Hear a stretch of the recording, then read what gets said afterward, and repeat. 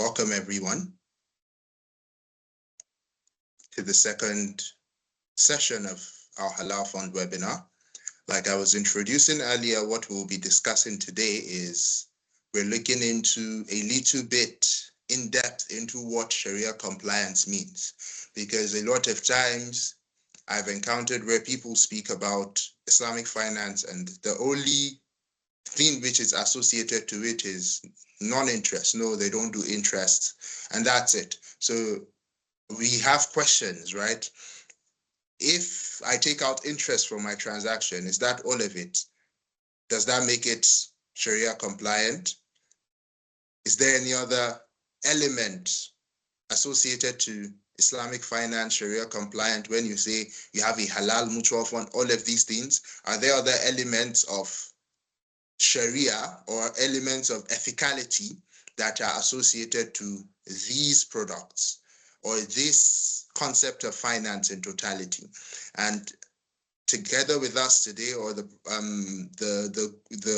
expert who would be running us through all of this today is no one but Mr. Ismail Rufai. He is a certified Sharia advisor and auditor, and he heads the Sharia advisory here with us at 117 Capital. Welcome on board, Mr. Ismail.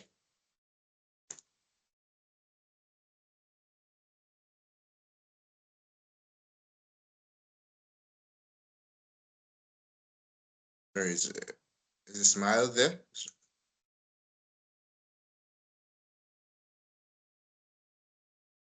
I think his mic is disabled or so.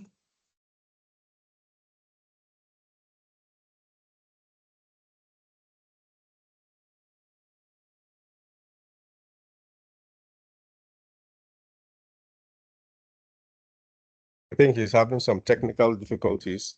Let's see how we can rectify. All right, I think Ismail can speak now. Assalamu alaikum. Walaikum assalam. Good morning, everyone. I don't know if I'm the only one who can't hear you loud enough, probably from the... I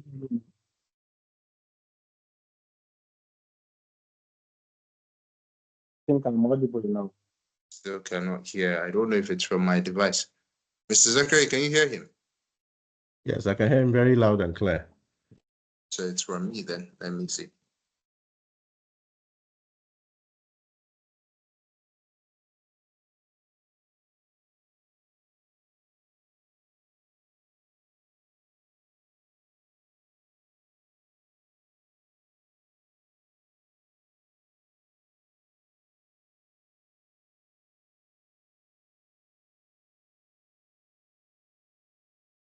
All right, let's go on and let me see if it works.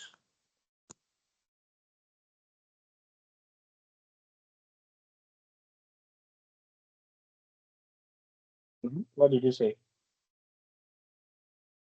Okay, both of you are clear now. We can see and hear you. You can go. You can go ahead.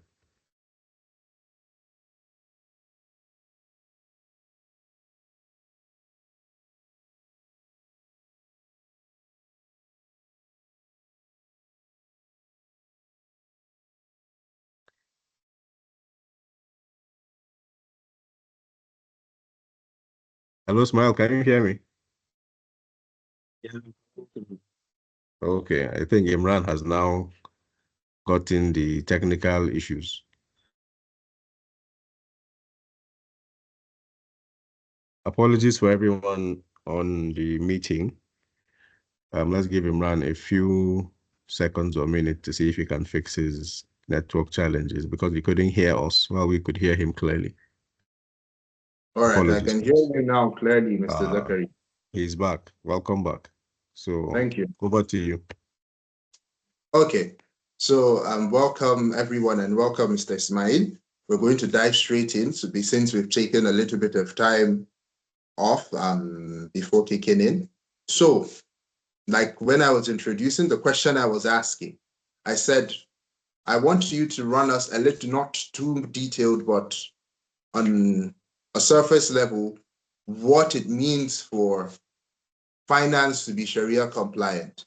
Is it all about just interest, or do you have other things that have to be in place for you to say, okay, this is ethical finance, or this is an ethical kind of product, or this is a Sharia compliant product or halal product, the way, regardless of how it's done?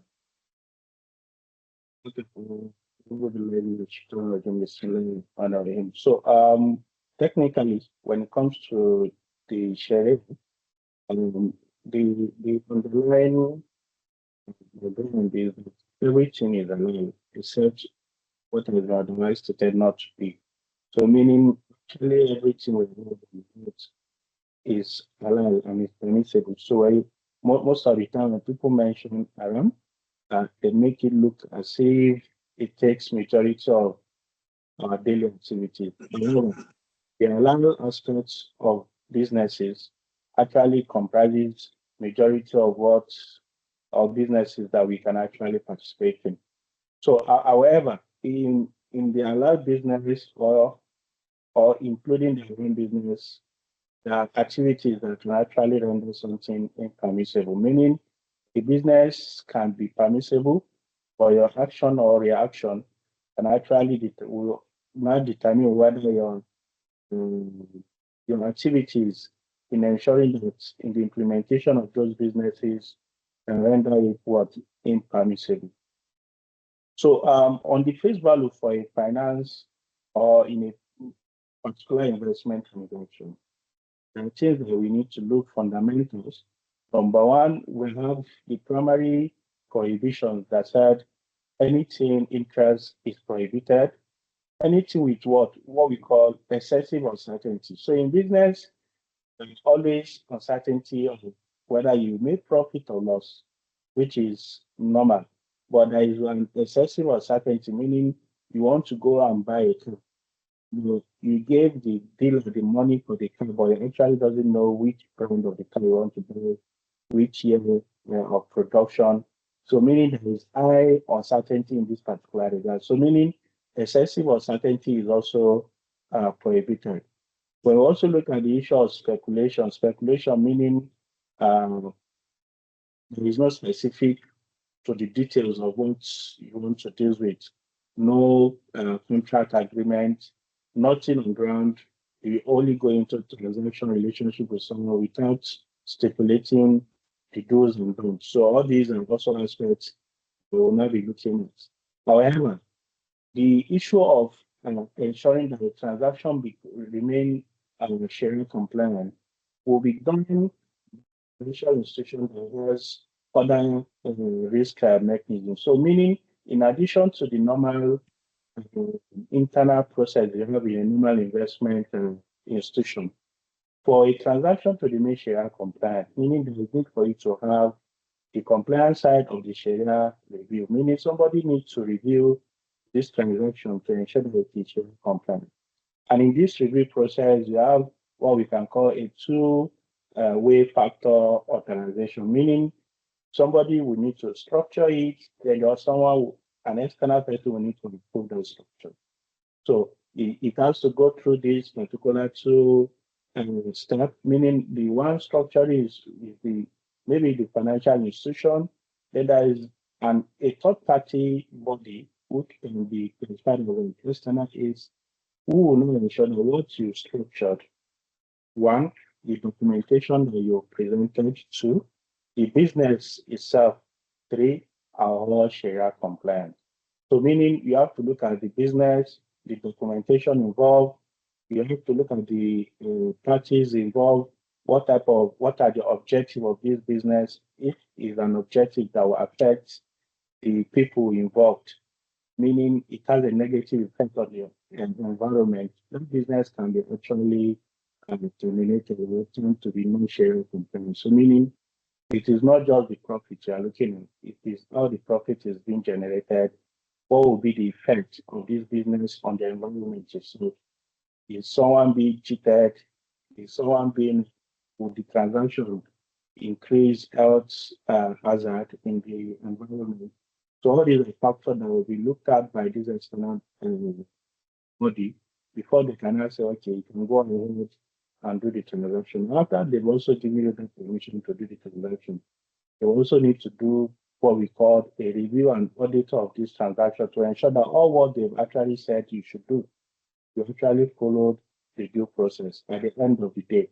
So meaning even if you've been given the permission to go and do the business, after the business has been done, you still need to subject it to review and see whether all the steps necessary to be followed are well followed. In the absence of you not providing with that, then they will bring a pronouncement that may affect the profit that is generated or the status of the business itself. I think basically these are just a phased explanation of the question I think you raised. Yeah, it's surface level, but it's still very detailed.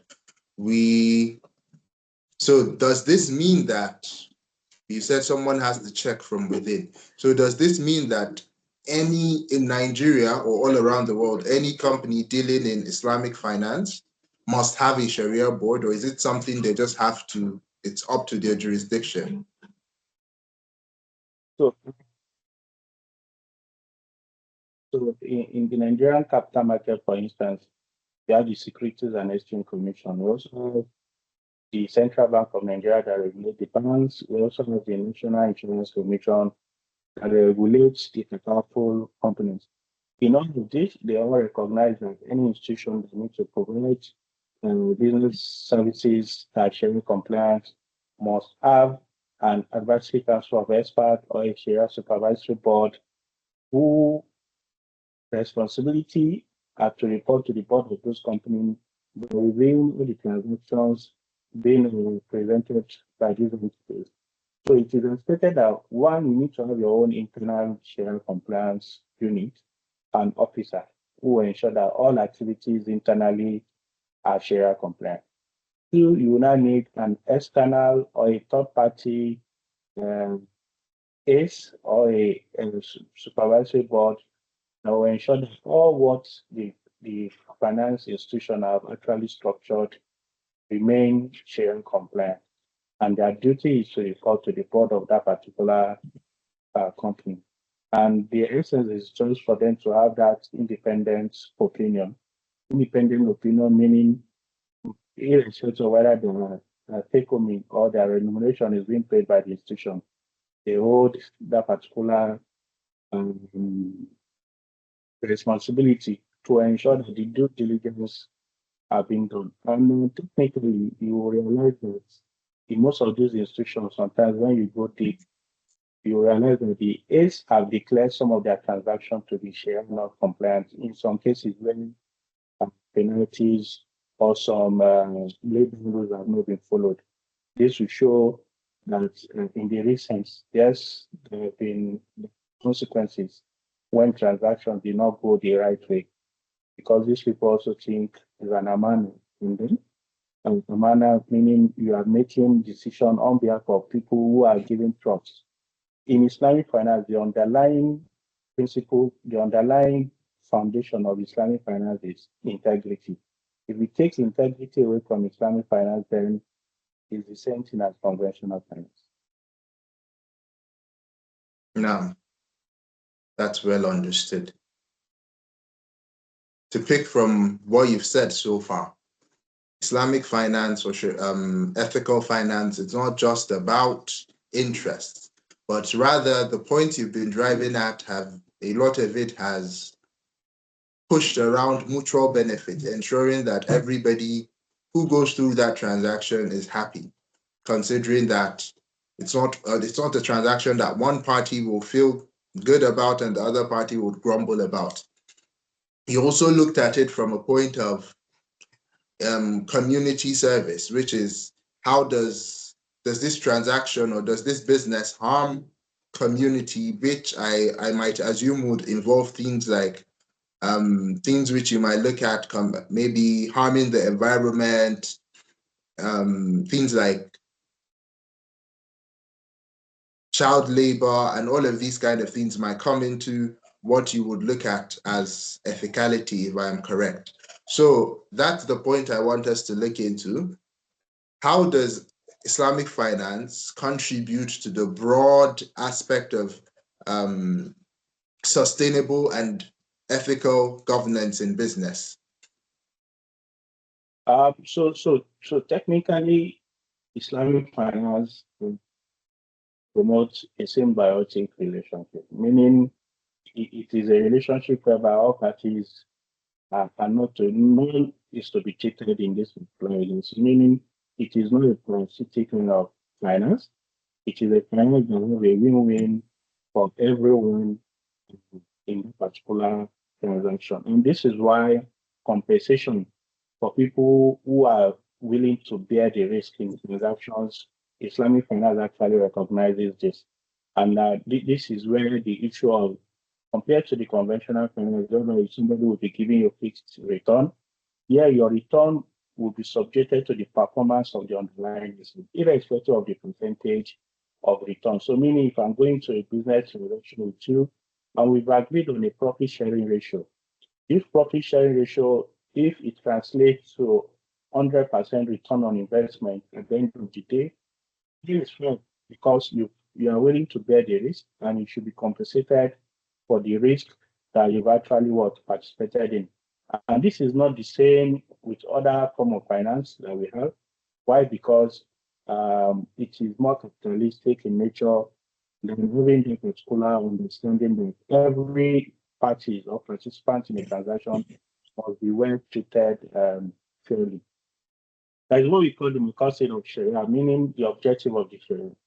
When you look at this objective of the Sharia, it literally supersedes the SDG goals that you actually know or we've known for a while, because everything about respect, preservation of wealth, life, properties, it is within the Sharia framework. So meaning there is no business that will encourage you to cheat on anyone that will be considered to be Sharia compliant.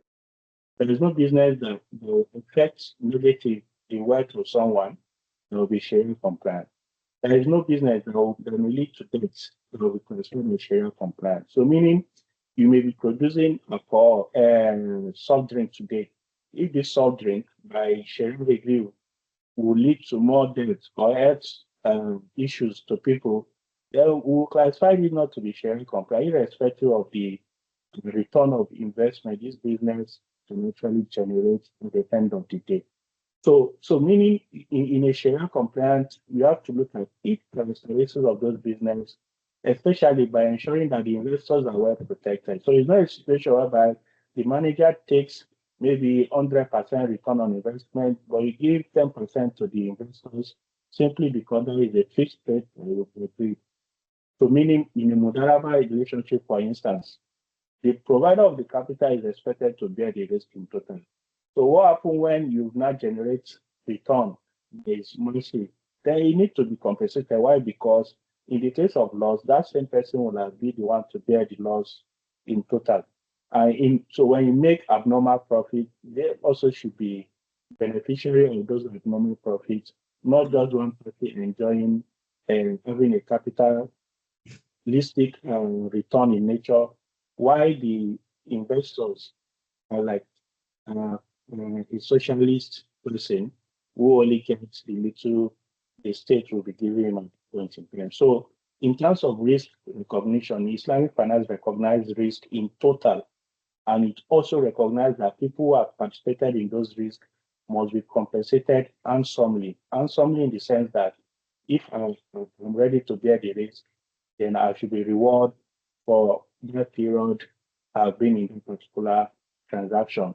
And people will also understand that when you have fairness and integrity, especially when transparency is available, then I think every party will be able to recognize their status at the end of the relationship. For instance, let me give a typical example. Even when you do a Mundaka, let's assume we agree on a 60-40 and it comes with a projected return of maybe 20%.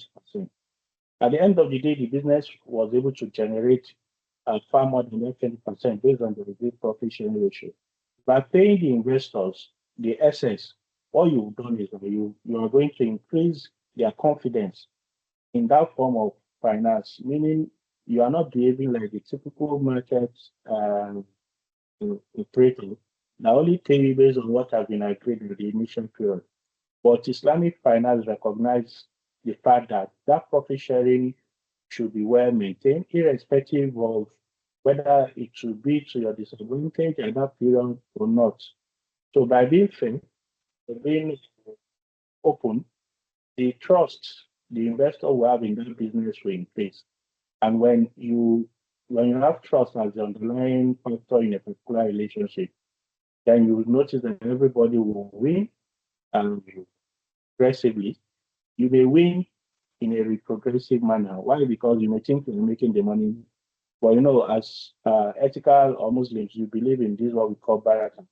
When there is no barakah in your wealth, no matter how big it is insignificant. But the little you have, when you find the blessing, why? Because you are being open and being trustworthy to the investors.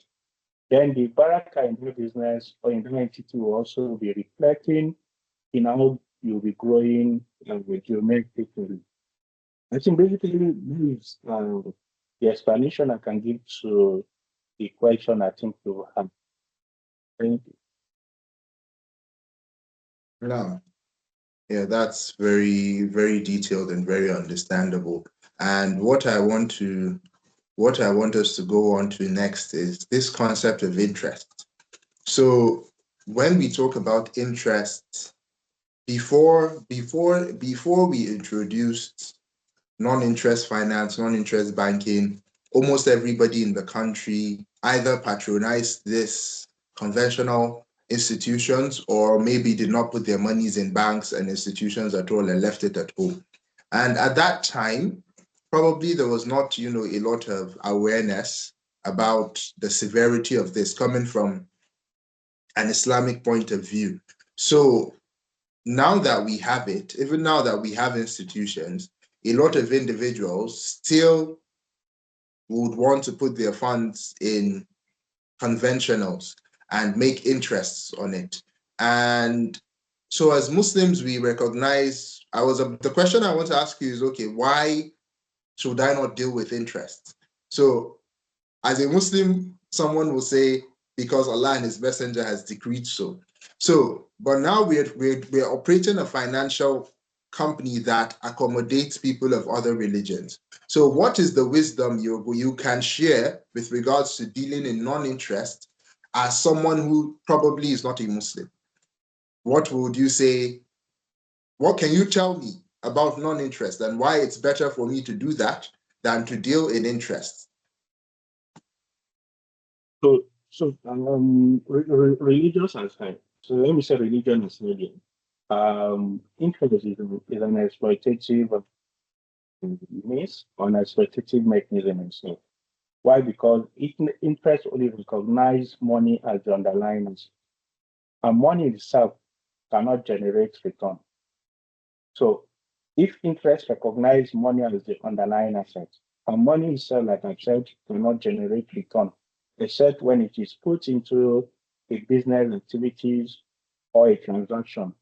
So meaning the ethical finance recognizes that yes, money is a medium of exchange that can be used as a measure of value in order to invest in a currency. And that asset should be the underlying profit generating means or mechanism. But when you now look at the concept of interest, especially the issue of compound interest, so meaning you borrow 10 million from someone, or it keep compounding to the extent that it got to a point that the interest has surpassed a principal amount. And when you look at it, you that got the money, you've not even used this money to create any economic value. And you become a burden that this will continue to read. And that is the problem of interest. So interest doesn't recognize your time, it doesn't recognize the risk, it doesn't recognize the energy that we spend into a particular business. So it only recognizes, give me this exact amount, whether you put it into economic use or not, I'm expecting something in return. But on the other hand, ethical finance recognizes the fact that money cannot generate return. However, it is until when money is being put into a positive use. And that is where the focus on what that particular asset you are investing that money will generate should determine the profit or the rate that particular transaction should be changed. So meaning if it will only charge 10 naira as a return, then that 10 naira should be what the risk should be all about. And why? Because in Islamic finance, there is different contracts that can be used for different purposes. Whether it is for a profit generating entity, you have a contract. If you want to do social services, you have a contract.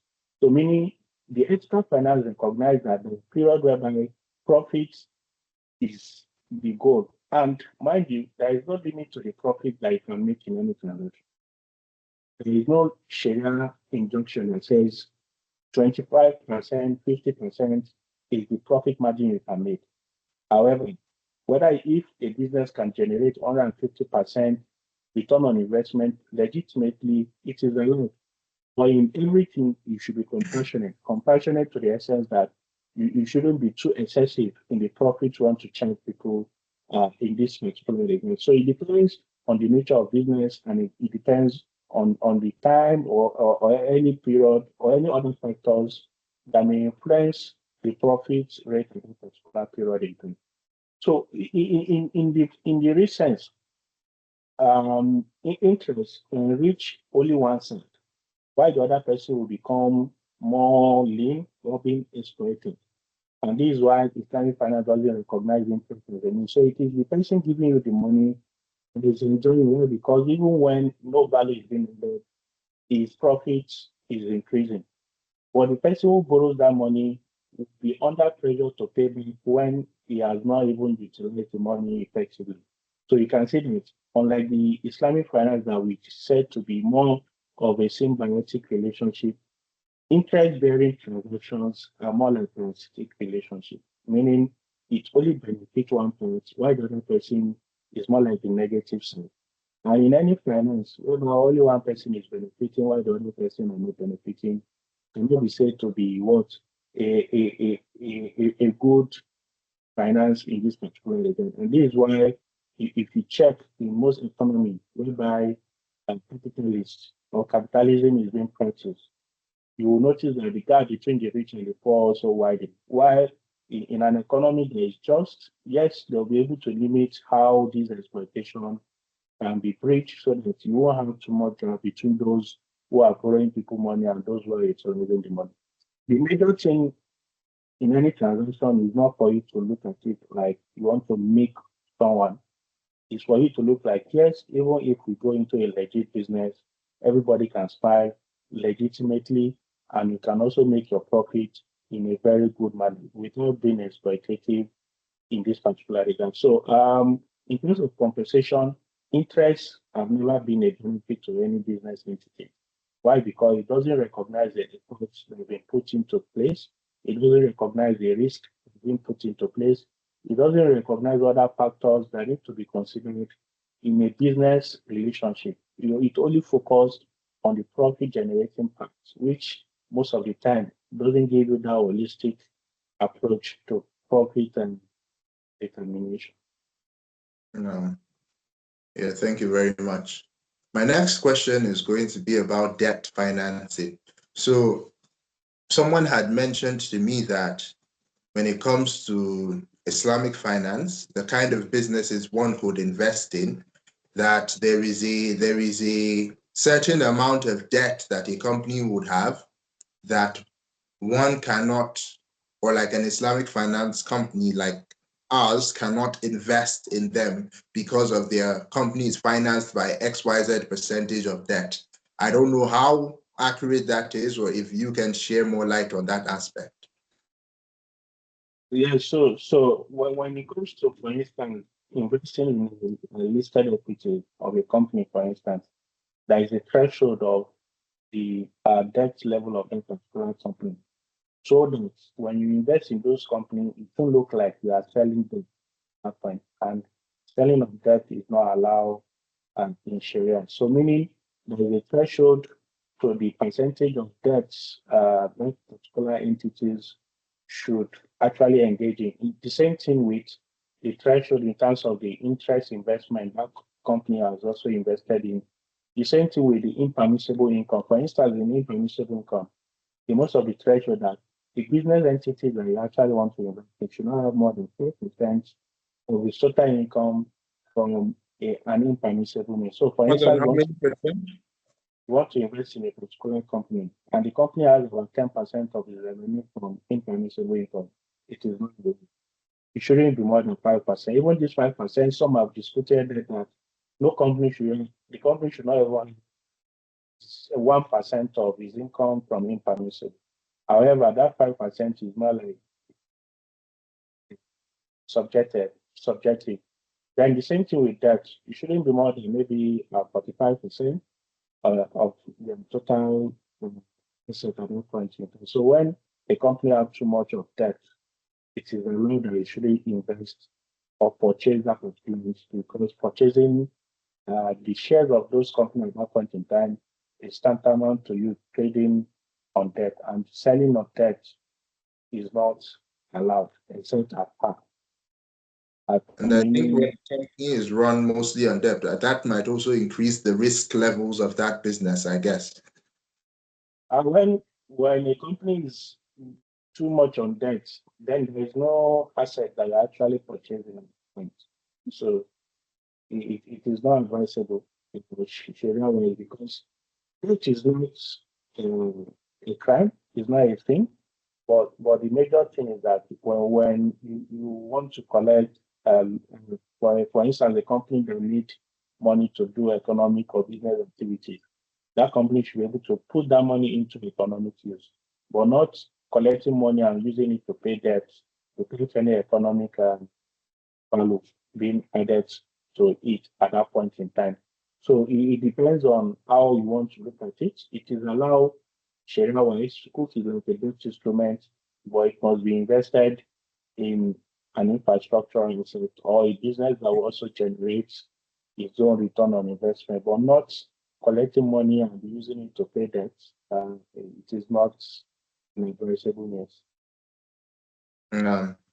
So if an individual wants to make this transition from conventional finance, now they want to kick in fully into Islamic finance, what, from your experience, what would you say? How do you advise them to start? To start is very simple. You need to do what we call audit with all your investment. For instance, you have savings in accounts, you have investment in treasury bills. You need someone who is an expert to be able to calculate all your income. From this income and your investment, you should be able to understand which constitute interest among those income, which also constitute your principal amount. So those interests that you accrued from some of these investments, you have to subject it to charity. So meaning you need to make it dispose it, and this will be called purification of income. So everybody is expected to do purification of their income on a yearly basis. You need to go and look at your bill statement, check which of the income are coming through interest payments, and these amounts, when doing the calculation, you need to pay to charity so that you make your money clean in that particular period in time. So number one is for you, ability for you to be able to do an internal review of all your investments, know where the income are coming from, know which one is interest, know which one is profit. Then after this, you close all the investments related to interest bearing and transfer this money to other investment entities that have Shari'ah-compliant characteristics. And I think this is the first step that you need to do. The second one will also be that you need to repent. Repent means no matter how rewarding some of these investments are, then you should have it, it is impermissible, so meaning you should not be enticed by the rate of investment at this point in time. So even if a business is giving you 50%, in as much as it's not Sharia compliant, then if you take your hand away from it and point in time, then you also speak good to the Sharia compliant business. Today we have Muslims saying there's no difference between Sharia compliant institutions and conventional. I think these statements are also very wrong. If you cannot participate, you should also not share the misconception, not experience in nature. So there are technical differences between the Sharia compliant businesses and on face value and operational wise. So, but like I mentioned, the first option is for you to have audit of all your investment, transfer all these investments away from the conventional to the Sharia compliant, pay what have been expected to be impermissible income in order for you to purify your revenue base. Henceforth, ensure that you only invest in Sharia compliant transactions.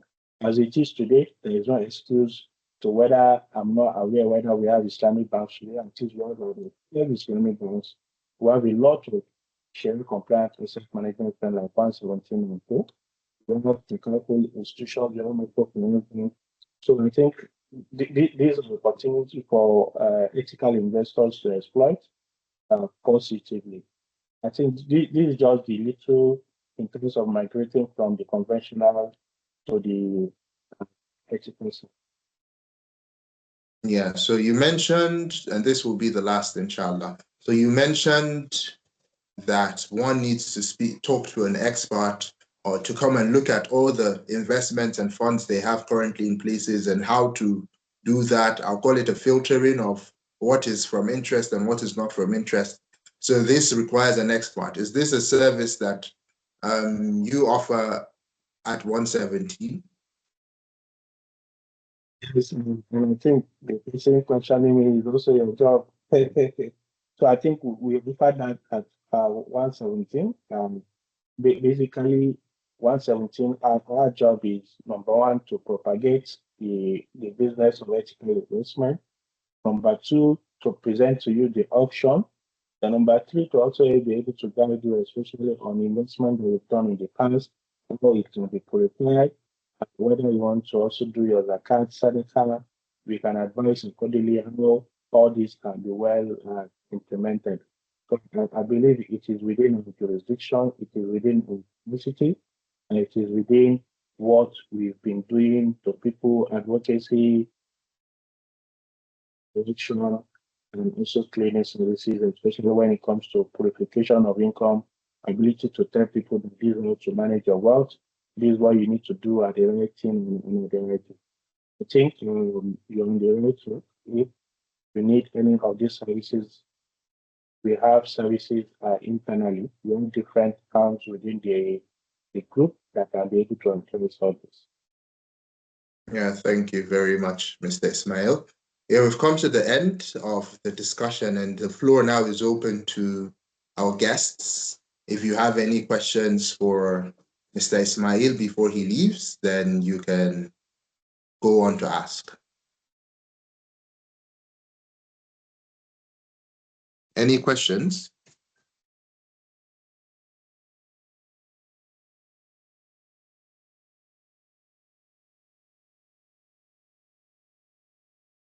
Let me see.